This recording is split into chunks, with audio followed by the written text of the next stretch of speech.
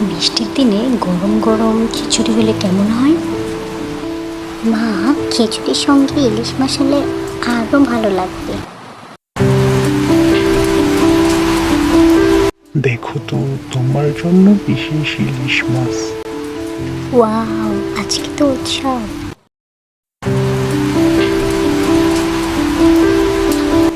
মা, গন্ধে পেটে কাঁপছে।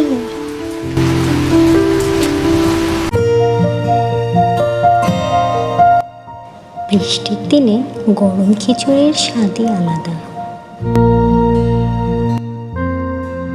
আর ইলিশের সাথে তো রাজকীয় মজা। বৃষ্টির দিন মানেই খিচুড়ি আর ইলিশ।